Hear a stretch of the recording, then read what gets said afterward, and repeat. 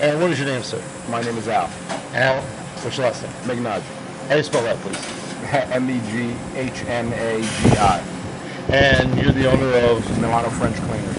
And how long have you been in the plaza? 20 years.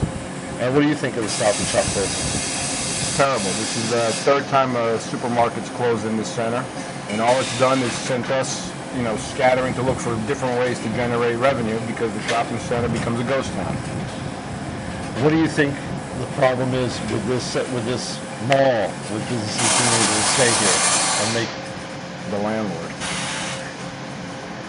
The township doesn't make it easier, constantly approving new centers going up all over, the little strip malls. You got ShopRite coming in over there.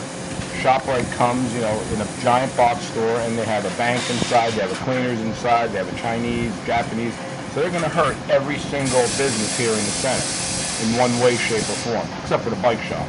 Well, according to the mayor, Frank Gambatis, he said that the people have been asking for a choice other than Stop and Shop because that's basically the only food store within the township. Well, the reason Stop and Shop is here, in this spot right here, they were going to give this up completely, is only to have prevented ShopRite from taking it. They fought them in court and they won because they had the lease for the pharmacy. So that's why they're here. They don't care about this store. It's like a shadow store. Everything's all about 27. A little more about 522, and this is like, let's just keep the competition from coming in. As soon as that got approved, now they want to leave. So you think that the court decision to allow this ShopRite in was a big factor in their decision? Yeah. They say it wasn't. They say they made the decision to close this long before that court decision came down. I doubt it, but that's just my opinion. So now, what is this going to do to your business here? Because you're on kind of the dark end almost of this plaza. It's going to hurt my business again. The economy is already killing every business.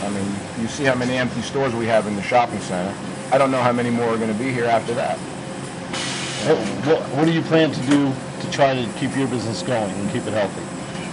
Bang on more doors for home pickup and delivery service. I go all the way out to PA just to, help pay my rent and my bills and keep my employees, working at least decent hours. And how many people you have working here? Right now I have, with drivers, myself, probably about a dozen now, down from about 18 in the peak.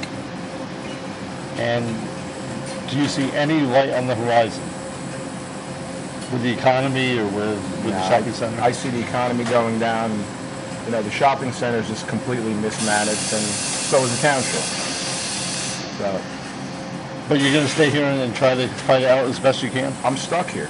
It's not easy moving a store like this. And then you got to find a location, and you got to get your people to come with you.